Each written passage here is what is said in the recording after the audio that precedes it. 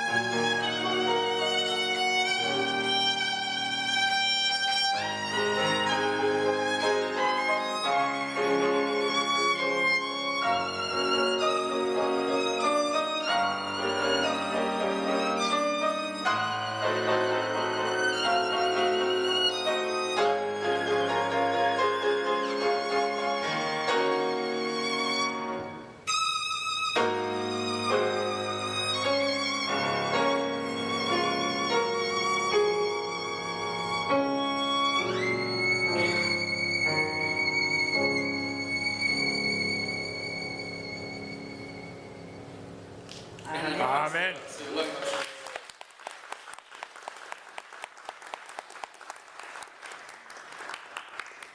우리 말씀 나누겠습니다. 말씀은 누가복음 5장 1절부터 11절까지의 말씀입니다. 누가복음 5장 1절부터 11절까지의 말씀 함께 보겠습니다.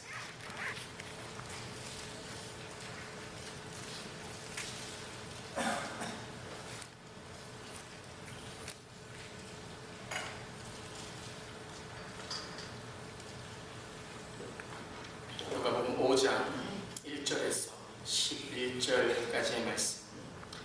하나님 말씀이 여기 이렇게 기록되어 있습니다. 예수께서 게네사렛 호숫가에 서 계셨다. 그때의 무리가 예수께 밀려와 하나님의 말씀을 들었다. 예수께서 보시니 배 두 척이 호숫가에 되어 있고 어부들은 배에서 내려서 그물을 싣고 있었다. 예수께서 그 배 가운데 하나인 시몬의 배에 올라서 그에게 배를 묻혀서 조금 떼어 놓으라고 하신 다음에 배에 앉으시어 우리를 가르치셨다.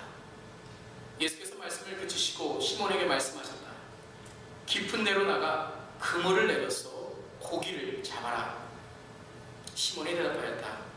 선생님, 우리가 밤새도록 애를 썼으나 아무것도 잡지 못했습니다.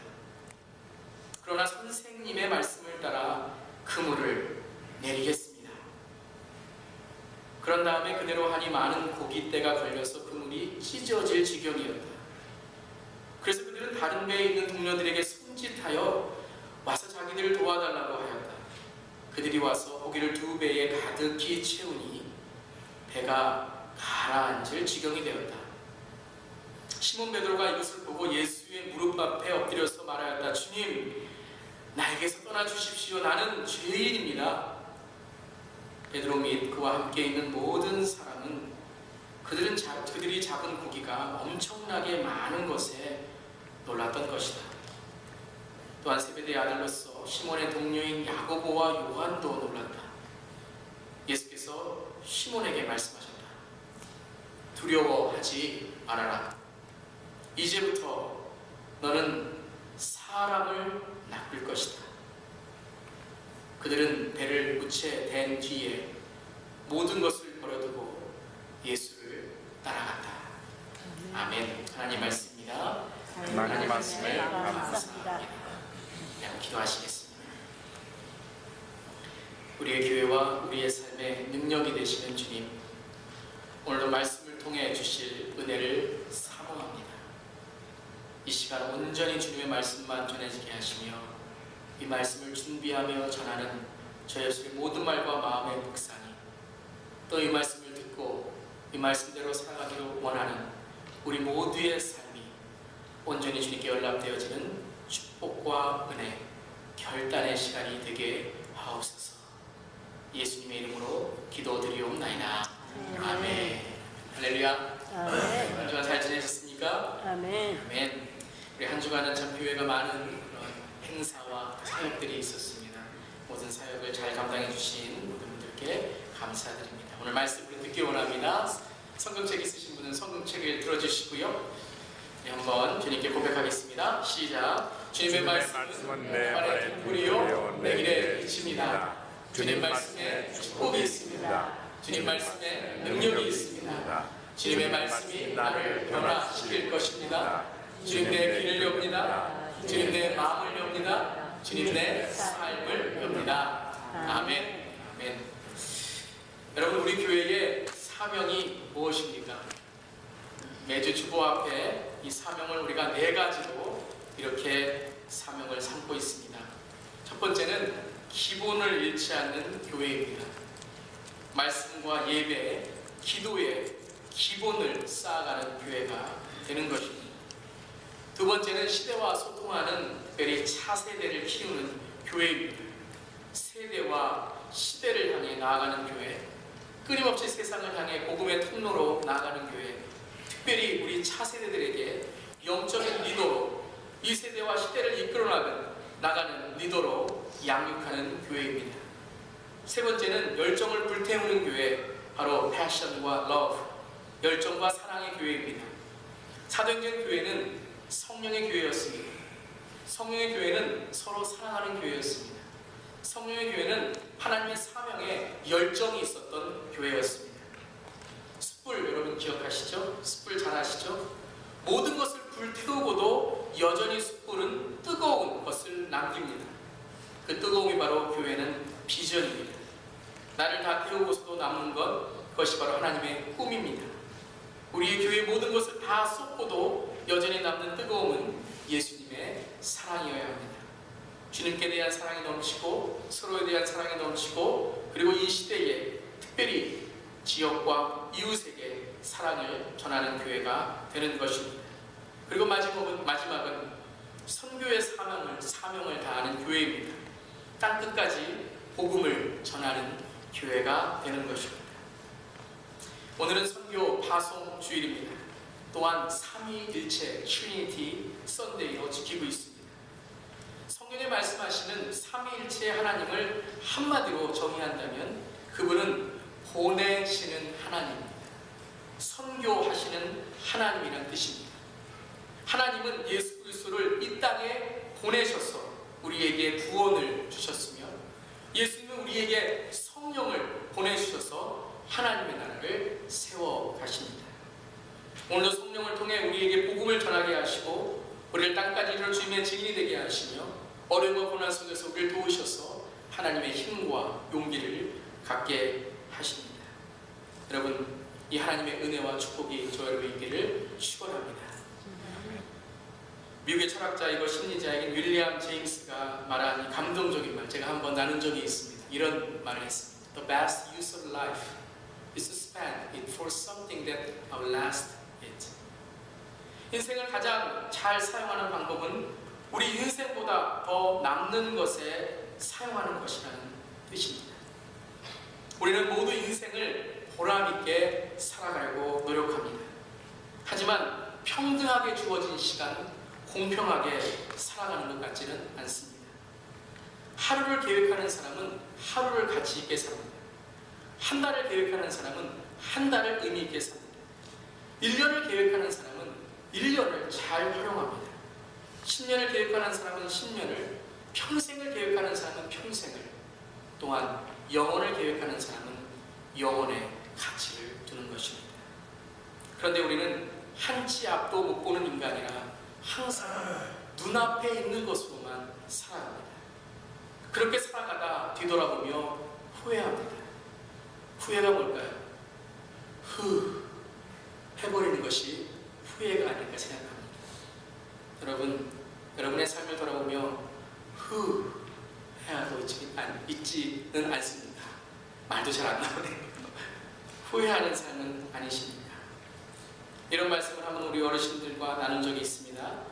젊었을 때는 시간이 가지만 타임, 나이가 들면 세월이 간다라는 말입니다. 아마 같은 시간을 보내지만 인생의 다른 관점을 볼 때에 우리 인생의 가치는 달라진다는 의미일 것입니다. 우리가 살아가는 인생, 우리 인생에는 세 가지의 사람이 있다고 말하죠. 첫 번째는 인생보다 못한 사람입니다. 항상 계획한 만큼도 이루지 못하고 그저 뒤따라가다가 허겁지겁 인생을 허비하는 것입니다. 두 번째는 인생만한 삶을 사는 것입니다. 인생만큼만 사는 삶입니다. 인생에 자기의 목표와 꿈을 둡니다. 그래서 이것을 이루려고 살아갑니다. 하지만 그것을 이룬 이후에는 아무 가치와 의미가 없다는 것입니다. 한 번은 하버드 대학에서 그러한 리서치를 했는데 아이비리그나 유명한 대학에 간 학생들이 왜 자살을 하는가? 아니 유명한 대학뿐만 아니라 왜 학생들이 대학에 들어갔을 때에 왜 의미 없이 자기의 인생을 가치 없이 그렇게 허송세월하는가? 대학까지만 목표였다는 겁니다. 부모님이 대학만 가면 다 된다고 생각해서 대학까지만 열심히, 그리고 대학까지는 갔는데 그 다음엔 목표와 의미가 없으니 그들의 삶이 가치 없이 살아간다. 그러한 그런 조사를 한 적이 있습니다. 인생만큼 사는 사람들. 마지막 세 번째는 인생보다 더 큰 삶을 사는 사람들입니다. 자기의 꿈과 목표만이 아니라 하나님의 주신 사명, 더불어 사는 삶에서 내 이웃과 내 주변 사람들을 위해서 이기적인 삶이 아니라 이타적인 삶을 살며 내 사랑하는 사람들, 또 나와 함께 살고 있는 사람들을 위하여 내 인생보다 더 큰 꿈을 꾸고 내 인생보다 더 큰 삶을 사는 사람이라는 것입니다. 그래서 우리는 인생보다 더 큰 인생을 살던 사람들을 부러워합니다. 그리고 나 또한, 우리 또한 이러한 인생을 살려고 노력합니다. 최근에 접한 책 중에서 강영호 장로님, 저희 교회도 한번 오셔서 간증을 하셨다고 그러시더라고요. 이 장로님이 마지막 쓰신 내 눈에는 희망만 보였다라는 책이 있습니다. 오늘 설교 제목이기도 합니다. 내 눈에는 희망만 보였다. I could only see the hope in my eyes. 강영호 장로님은 시각 장애인입니다. 앞이 보이지 않는다는 뜻입니다. 그런데 앞이 보이지 않으시는 이 강영호 박사님이 강영호 장로님께 보이는 것이 있었다는 것입니다. 그것은 바로 희망이었습니다. 이 책에서 또한 인터넷에 나온 그러한 강영호 장로님의 그러한 이야기들을 우리 한번 귀 기울이고자 합니다. 일반인은 노력과 열정이 없으면 평범한 삶을 살 가능성이 많지만 장애인은 더 많이 노력해야 하기 때문에 오히려 꿈을 이룰 수 있다. 참 어떻게 보면 우리에게 더 많은 도전과 우리에게 더 많은 용기를 요구하는 그런 말인 것 같습니다. 이러한 믿음과 소신으로, 이러한 믿음과 확신으로 살아갔던 강용호 장로님, 지난 2012년 2월 23일 최장암으로 하나님의 부르심을 받으셨습니다. 여러분, 통계에서 세계적으로 10명 중에 1명은 장애인이라고 합니다.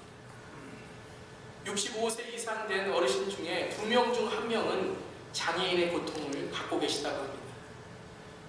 저는 이 통계를 보면서 참 우리의 생각보다 더 훨씬 높은 수치에, 특별히 고령화 사회를 변하는 이 시대에 우리가 또 하나의 생각해야 될, 또 교회가 또 하나의 사역으로 삼아야 될 그러한 사역이 아닐까, 또 사회적인 문제가 아닐까 생각해 보았습니다. 강용호 장로님의 인생을 이 책은 이렇게 기록합니다.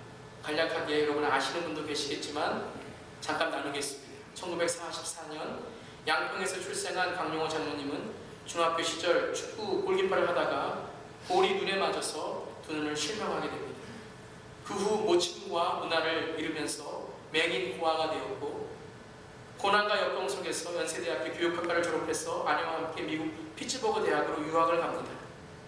그리고 교육학 박사학위를 취득하여 1976년 한국 최초의 시각장애인 박사가 되었고, 미국 백악관 국가장애위원회 정책차관보, 이렇게 하면 여러분이 잘 모르시겠지만 이렇게 하면 아마 빨리 이해가 되실 겁니다.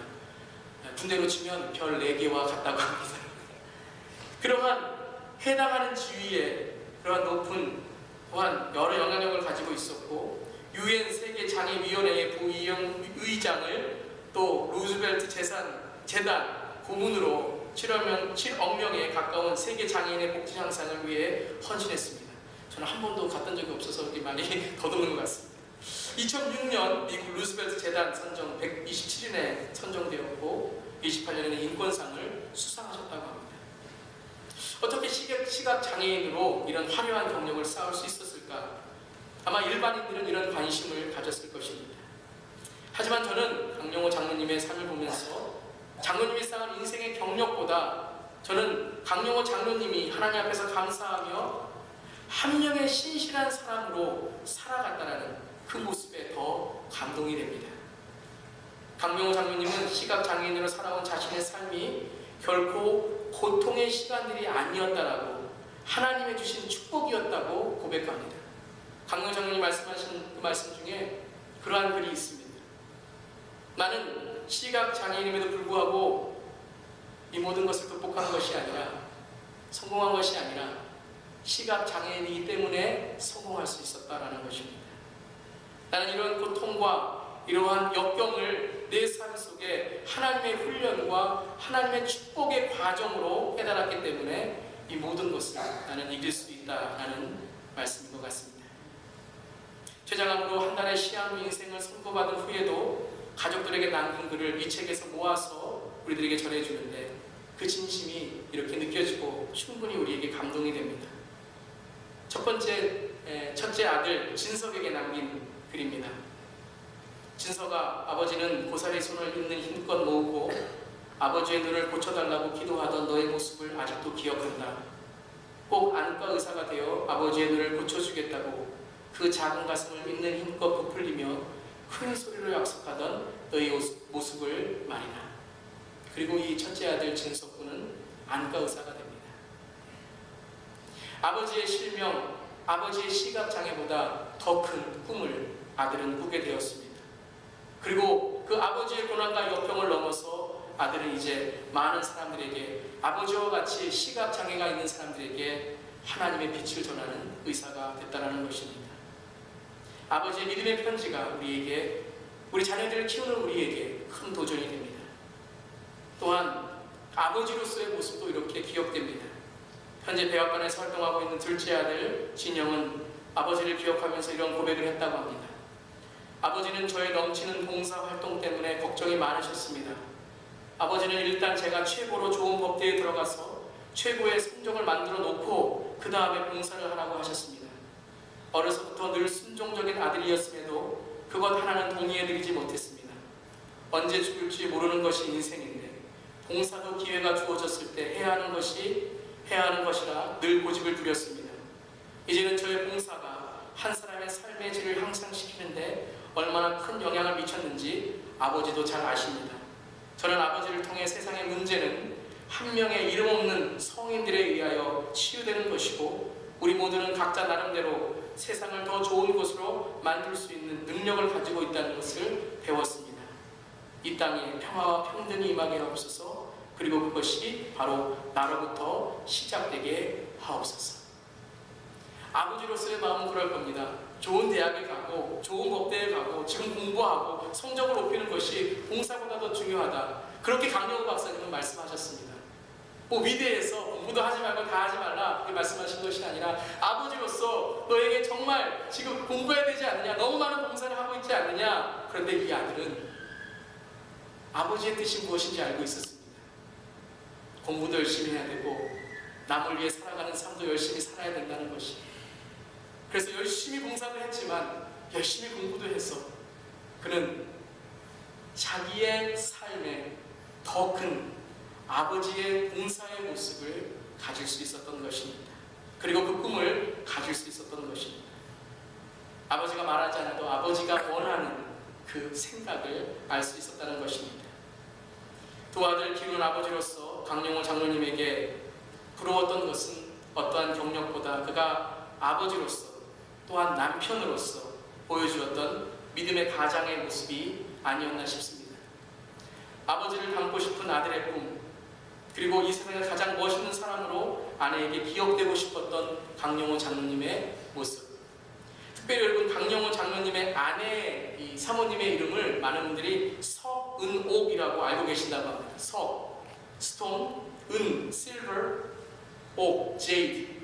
그런데 이 강영호 장로님의 사모님의 본명은 석은옥이 아니라 석경숙이었다고 합니다. 왜 석경숙 사모님이 석은옥으로 바뀌었는가? 그것은 바로 강영호 박사님이 40년 전에 프로포즈를 하면서 그 이름이, 의미가 바뀌었다는 것입니다. 처음 유학을 할 때 장애로 인해 힘든 자갈밭과 같은 인생 함께 걸어가자, 돌과 같이 변하지 않는 마음으로 걸어가자. 그래서 10년을 석의 시대로 서, 공부를 마치고 직장에서 자리를 잡아 아이들을 키우고 열심히 살아가자. 은과 같이 빛을 내며 살아가자. 은, 실버. 그리고 나머지 10년은 아내와 함께 봉사와 나눔의 삶으로 정말 옥과 같이 빛나는 시대를 살아가자. 옥. 그래서 아내에게 프로포즈를 하면서 아내 이름을 석은옥이라고 선물로 지어주었다고 합니다. 멋있죠? 오늘 댁에 가셔서 아내 이름을 당신은 석은옥. 근데 아직도 우리의 마음에 맴도는 감동은 장로님의 이 고백입니다. 그렇게 행복한 30년을 꿈꾸었는데도 40년을 살았다는 겁니다. 10년을 덤으로 살았다고 고백합니다. 그래서 췌장암으로 시한부 인생을 판정받았을 때 강영호 장로님은 하나님이 내게 허락하신 덤의 시간을 좀 줄어들었다고, 이 시간이 좀 줄어들었다고 하나님께 앙탈 부릴 것도 아니고 덤을 조금이라도 더 가지겠다고 아둥바둥할 필요도 없다고 하셨다는 겁니다. 도리어 하나님께서 계획하신 대로 살아온 지난 시간들을 정리하며 마지막도 나는 모든 것을 하나님께 맡기며 하나님이 나를 부르시면 가는 것이고, 또 하나님이 나에게 더 큰 삶을 주신다면 그 또한 덤으로 더 열심히 살겠다고 말씀하셨다고 합니다. 마지막 생일에, 마지막 생신에 이렇게 말하였다고 합니다. 이번 생일 케이크에 초를 끄면서 나는 소원을 빌지 않았다. 내가 원했던 것보다, 내가 간구했던 것보다 하나님께서는 이미 나에게 몇백 배의 것을 주셨는데 더 바랄 것이 무엇이 있겠는가? 시력을 잃고 재활을 시작하면서 나는 알았다. 하나님께서 하시는 모든 일에는 이유가 있다는 사실을 말이다. 내가 암과 싸워 이겨 하나님의 영광을 드러내게 하고 싶으셨다면 아마도 난 암을 조금 더 일찍 발견했을지도 모른다. 대신 하나님께서는 나에게 인생을 의미 있게 정리할 시간을 주셨다. 내가 원하는 곳에, 또 내가 사랑하는 사람들에게 나의 재산을 정리해 기부할 기회를 주셨던 것이다. 시각장애인의 삶이 쉬워서 이런 고백을 하였을까요? 마지막에 암 암에 걸려 고통이 있을 때에 그 삶이 정말로 쉬워서 이런 감사가 남았을까요? 고통과 좌절과 극단적인 생각을 하는 시간이 더 많았을 것입니다. 분명 매일매일 눈물로 하나님 왜 나에게 이런 고통을 주셨습니까? 바울과 같이 눈물을 흘리며 기도했을 것입니다. 하지만 내 은혜가 내게 족하다. 강영호 박사님은, 장로님은 바로 이 마음으로 그분 안에 계신 성령께서 주인이 되셨기 때문에 이런 향기나는 인생보다 더 많은, 더 큰 것을 가능케 하는 인생을 살으셨고, 자녀와 자손들에게 또 여전히 우리들에게 영적 영향력의 이야기를 남겨주시는 것입니다. 이분이 퍼펙트해서, 이분이 모든 것을 다 정말 완전하게 해서 그런 것이 아니라 이분은 언제나 불완전한 가운데 완전하신 주님을 의지하고 나갔기 때문에 우리에게 이런 감동을 주시면서 마지막 인생의 메아리를 이렇게 외치십니다. 내 눈에는 희망만 보였다. I could only see the hope in my eyes. 이 제목을 생각하면서 저는 다시 한번 첫 번째 나눈 이 문장을 읽어보고 싶었습니다. The best use of life is to spend it for something that outlasts it. 인생을 가장 잘 활용하는 방법은 우리의 인생보다 더 남는 것에 사용하는 것이다. 여러분, 사명이 무엇이냐고 저에게 물어보신다면 저는 이렇게 말씀드리고 싶습니다. 쓰임 받을 수 있다는 믿음. 나는 쓰임 받을 수 있다는 믿음. 내가 어떤 사람이건, 무엇을 가졌건, 어떤 곳에 있건, 내 과거가 어떻건, 내 삶이 오늘 어떤 상황에 있든지 간에 쓰임 받을 수 있는 믿음. 내 삶에 지금 어려움과 고난이 있든지 간에 나는 하나님께 쓰임 받을 수 있다는 믿음. 그 믿음을 갖는 것이 사명입니다. 말두들이 모세를 하나님께서는 위대한 이스라엘의 리더로 삼으셨습니다. 열등감에 빠져있던 예레미야를 하나님은 마지막 포로 시대에 위대한 예언자로 하나님의 말씀을 전하게 하셨습니다. 핍박자, 예수 믿는 자들을 죽였던 사울을 하나님께서는 선교의 파이오니어, 개척자로 삼으셨습니다. 사명에는 빈부격차가 중요한 것이 아닙니다. 외모나 내 인생의 소유가 중요한 것이 아닙니다. 사명은 내가 쓰임받을 수 있다는 믿음이 중요한 것입니다. 오래 사는 것보다 더 중요한 것은 인생을 잘 사는 것이라고 했던 어느 시인의 말처럼 오늘 나에게 주시는, 또한 우리의 교회에게 주시는 사명을 따라 내 나이보다, 내 삶보다, 그리고 우리 교회의 건물보다 더 오래 남는 우리 모두가 되기를 주님의 이름으로 축원합니다. 오즈여행가이며 월드비전 긴급 구호 요원으로 일했던 한비아라는 작가가 있습니다. 모티베이션 스피커이죠. 제가 한번 이 한비아의 책, 지도 밖으로 행군하라라는 책을 소개한 적이 있습니다. 우리의 인생 밖으로 나가기 전엔 우리는 사명을 찾을 수 없습니다. 우리의 지도 밖으로 행군하기 전엔 우리는 우리의 일상과 계획을 벗어나 삶의 의미와 가슴 뛰는 일을 만날 수 없습니다. 그렇습니다, 여러분. 선교는 삶의 초점이 바뀌어야 됩니다. 선교할 수 있는 사람, 주님의 증인이 될 수 있는 사람은 바로 삶의 방향과 가치관이 바뀌는 사람입니다. 지도 밖으로 행군할 때에, 나의 인생 밖으로 내 눈을 돌렸을 때에 우리는 나만을 위해, 내 삶과 내 계획만을 위해 살았던 내 삶을 떠나 하나님의 사명과 하나님의 부르심으로 나아갈 수 있는 것입니다. 저는 매년 선교를 준비하면서 이런 기도를 합니다. 그것은 바로 성령님, 우리 교회에 성령의 돋보기를 허락하여 주시옵소서. 돋보기는 작은 물건을 크게 보게 합니다. 선교의 돋보기를 통해 세상을 보니 하나님의 관심과 하나님의 사명이 보이는 것입니다. 무엇이 하나님이 원하시는 삶인가를 깨닫게 되는 것입니다. 오늘 누가복음 5장의 본문에도 예수님이 제자를 부르실 때에 사명으로 부르시는 장면이 나옵니다. 제자들의 평생의 목표는 예수님의 제자가 되기 전에 고기 잡는 거였습니다.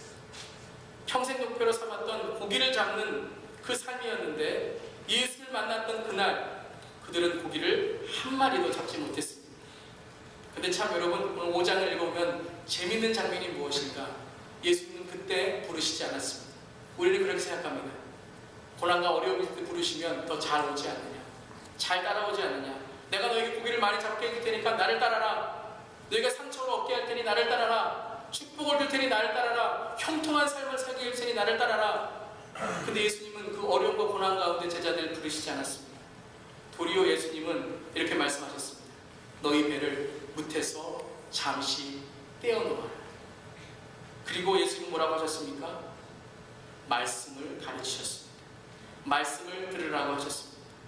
왜냐하면 예수님은 지금 평생 목표를 잃어버리고 세상의 실패와 억울함과 상처와 책임감으로 그 마음으로 하나님의 일을 감당하게 된다면 어떠한 일이 일어날 것을 알고 계셨기 때문입니다. 하나님을 감당하려면 우리에게 회복이 있어야 됩니다. 죄의 회개가 있어야 됩니다. 예수님은 여전히 우리의 삶에 회개와 회복이 없이 하나님의 일을 감당하라고 말씀하시지 않습니다. 교회 교역자들도 똑같습니다.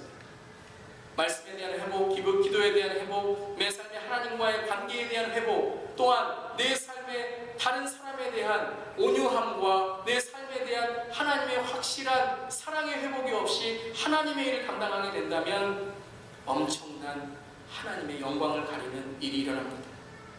교회 리더들도, 교회 봉사하시는 분들도 잘 들으시길 바랍니다.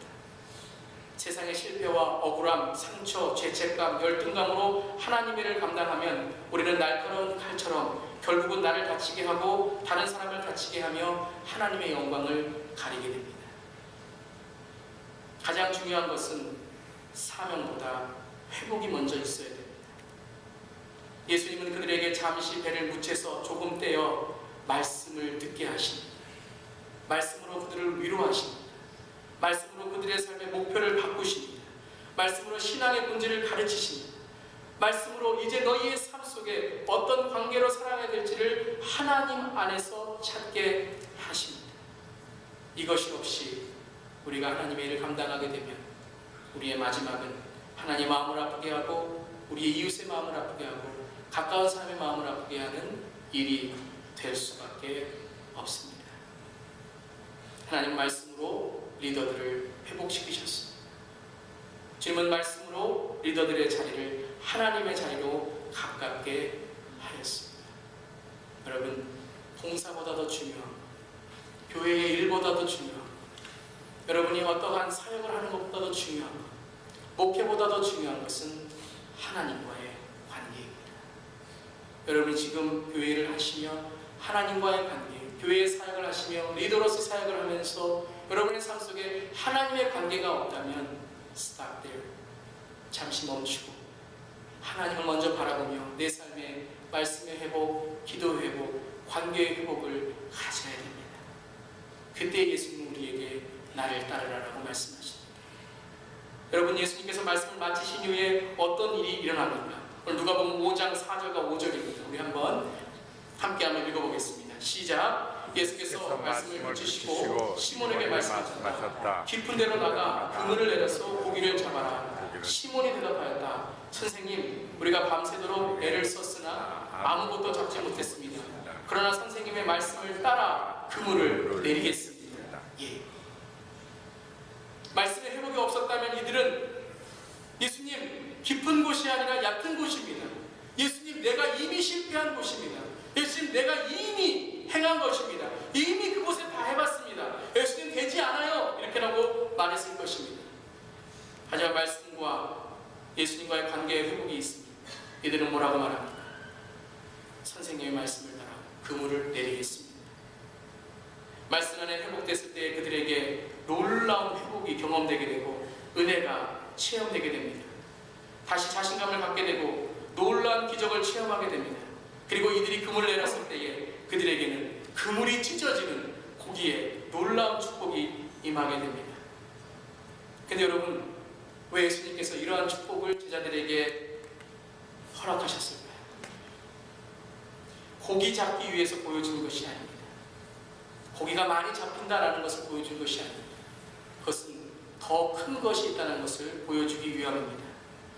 그들의 심령이 말씀으로 회복되었을 때에 그들에게 이제 너희들의 목표보다 더 큰 것을 볼 수 있는 있는 사명을, 그래서 작은 것들을 버릴 수 있는 용기를 갖게 하시는 겁니다. 오늘 이 말씀이 저 여러분에게 들려지기를 주님의 이름으로 축원합니다. 누가복음 오늘 5장 10절 말씀 함께 한번 읽어보겠습니다. 그 다음 스크린 넘겨주시면요. 누가복음 5장 10절 말씀 시작. 또한 세베대의 아들로서 시몬의 동료인 야고보와 요한도 놀랐다. 예수께서 시몬에게 말씀하셨다. 두려워하지 말아라. 이제부터는 너는 사람을 낚을 것이다 라고 말씀하십니다. 사람을 낚는 업으로 부르시는 사명을 만나게 됩니다. 고기 잡는 것이 인생의 목적이었지만 예수님을 만나게 되고, 베드로가 무릎을 꿇으면서 예수님 떠나주시옵소서 나는 죄인입니다 했을 때에 예수님은 그들에게 이제 너희에게 하나님의 사명을 줄 텐데 그것은 바로 사람을 낚는 어부가 되라라고 말씀하시는 겁니다. 여러분, 여러분의 가정보다 더 큰 사람을 낚는 가정 되시고, 여러분의 직장보다 더 큰 돈을 넘는 여러분의 삶에 하나님의 사명을 낚는, 사람을 낚는 저 여러분 되기를 주님의 이름으로 축원합니다. 더 큰 것을 보아야 됩니다. 기적은 바로 더 큰 것을 보기 위해 하나님께 주시는 축복입니다. 인생의 실패와 절망의 자리에서 예수님을 만나 우리의 삶이 회복되어야 되고 은혜의 삶이 되어야 되고 은혜의 삶으로 나아갔을 때에 우리는 더 큰 하나님의 축복을 보아야 되는 것입니다. 오늘 기도의 응답이 내 삶에 어떤 채우는 것, 주시는 것으로 만족하는 것이 아니라 더 큰 하나님의 사명을 깨달아야 우리는 사람을 낚는 어부가 되는 것입니다. 오늘 인생보다 더 큰, 내 사명보다 더 큰, 내 꿈보다 더 큰 하나님의 사명과 하나님의 꿈과 하나님의 말씀을 듣는 저녁 되기를 주님의 이름으로 축원합니다. 그러기위해서 어떻게 됩니까? 첫 번째, 내 불평과 형편보다 더 큰 것을 여러분 찾으셔야 됩니다.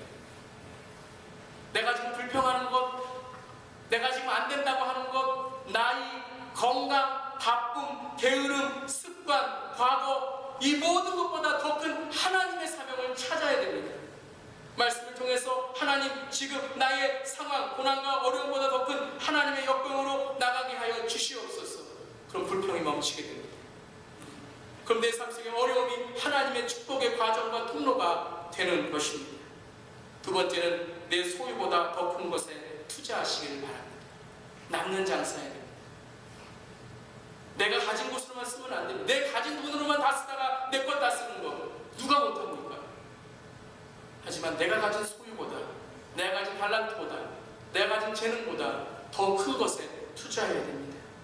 썩어지고 없어질 것이 아니라 내가 가진 축복을 하나님의 씨앗을 심고 더불어 사는 이 삶 속에서 다른 사람에게 나눠주고, 특별히 계속해서 내가 나누어준 것이 다른 사람에게 나누어지고 나누어준 것이 또 다른 사람에게 나누어질 때에 나에게 감당할 수 없는 오병이어의 기적이 하나님의 축복을 통해 이루어지는 줄 믿습니다. 하나님의 씨앗을 믿고 하나님의 나라를 위해서 투자하는 우리 되길 바랍니다. 세 번째는 나보다 더 큰 하나님의 사명으로 나아가야 됩니다. 내 꿈과 내 비전과 내 삶의 성공보다 더 큰 하나님의 사명을 깨닫고 하나하나를 실천해 나가는 것입니다. 한번 가보는 겁니다. 올해 내가 니카라과 선교에 하나님 나를 부르시는 꿈이 무엇인지 잘 모를지라도 한번 가보는 겁니다. 오늘 이 설교를 들으면서 하나님 올해는 못 가지만, 올해는 보내는 선교사지만 내년에는 내가 1년을 준비해서 주님 내가 갈 수 있는 선교사가 되게 하여 주시옵소서. 가지 못하신다면 여러분이 오늘 이 설교를 듣고 또 다다음 주에 우리 선교단원, 우리 선교팀들의 간증을 듣고 1년 동안 준비하는 거예요. 물질을 준비하고 기도를 준비하고 하나님보다 내 꿈보다 큰 하나님의 사명을 깨닫는 것입니다. 저는 올해 설교를 준비하고 올해 선교를 준비하면서 이런 꿈을 꾸게 되었습니다. 저는 올해의 선교 활동보다 더 큰 꿈을 꾸기를 바랍니다.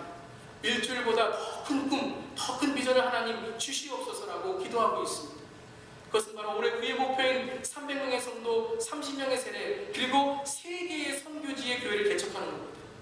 제가 주님 기도합니다. 주님, 교회를 개척하게 하여 주시옵소서. 니카라구아 땅에, 아니면 남미에, 아니면 하나님 허락하신 곳에 우리 교회가 교회를 개척하게 하여 주시옵소서. 교회를 건축했는데 하나님 이제는 건축으로 끝나는 교회가 아니라 우리만 이제 세우는 교회가 아니라 주님 일주일의 선교가 더 남을 수 있는 교회를 세우고 또 그 교회에 학교를 세우고 그리고 학교를 세워서 꿈과 소망을 가지고 하나님 차세대를 키우는 그러한 교회가 우리 선교지에 세워지게 하여 주시옵소서. 기도합니다. 또한 주님, 우리가 해외로 나가서 선교하는 것도 중요하지만 주님, 우리의 자녀들을, 우리의 2세들을 주님 영적인 리더로 키우게 하여 주시옵소서. 지금 올해 선교를 준비하면서 주님께서 주신 하나의 마음은 바로 2세의 사역은 사역이 아니라 선교라는 것입니다. 저는 내년에 우리 2세 사역을 사역이 아니라 선교로 선포하고 그것을 준비하려고 합니다. 2세 사역은 사역이 아닙니다. 2세 교육은 교육 사역이 아닙니다. 여러분의 가정에서도 여러분의 자녀들을 이 말씀을 양육하는 것은 여러분 그냥 되는 것이 아닙니다. 선교의 마인드로 여러분의 자녀를 이 세대의 어둠의 영적 전쟁에서 승리할 수 있는 여호수아의 자녀를 만들어야 되는 선교, 가나안 땅으로 보내는 마음이 있어야 됩니다. 저는 우리 교회에 우리 2세들을 키우는 장학 사역을 시작하고 싶습니다. 영적 리더를 키우고 정말 돈이 없어서 공부를 못하는 그러한 자녀들에게 하나님의 꿈과 하나님의 소망을 투자하고 싶습니다. 구체적인 계획을 세워서 2세들의 리더를 키우고 양육하고 그들이 정말 말씀으로 또한 세계의 실력으로 정말 세상에 나아가서 실력으로 풀 수 있는 장학 사역, 이 사역을 정말 우리 교회에 정말 꿈나무를 키우는 이 사역을 시작하고 싶습니다. 리고 오래 목사님이 이렇게 말씀하셨습니다. The best use of life is love. The best expression of love is time. The best time to love is now. 사랑이 위대한 삶이며 사랑의 위대한 표현은 시간이며 그 사랑의 시간은 바로 지금이다 그랬어요. 여러분, 말은 누구나 할 수 있어요. 더 나아가서 저에게 말한다면 설교는 누구나 할 수 있어요. 하지만 이것이 우리의 사랑으로 또한 표현으로 시간으로 그리고 지금 이 시간에 나의 결심으로 이루어질 때에 이것은 하나님의 꿈이 사명으로 그리고 그것이 실천으로 성령의 역사하심으로 이루어지는 것입니다. 오늘은 선교 파송식이 있습니다. 우리 선교팀 인생보다 남는 일주일이 될 것을 믿습니다. 그 일주일은 여러분이 이제까지 살았던 일주일과는 다릅니다. 여러분의 일주일은 아마 하나님께서 가장 기억하시는 일주일 그리고 하나님께서 가장 기뻐하시는 일주일이 될 것입니다. 또한 보내는 선교사로 함께 하시는 저와 여러분도, 저는 가지만 여러분도 일주일 동안 기도로 동참해 주시길 바랍니다. 매일매일 아침 9시, 12시, 5시 6월 8일부터 15일까지 여러분이 시간이 되면 기도해 주시길 바랍니다. 9시에 이제 선교 지역에 떠나게 됩니다.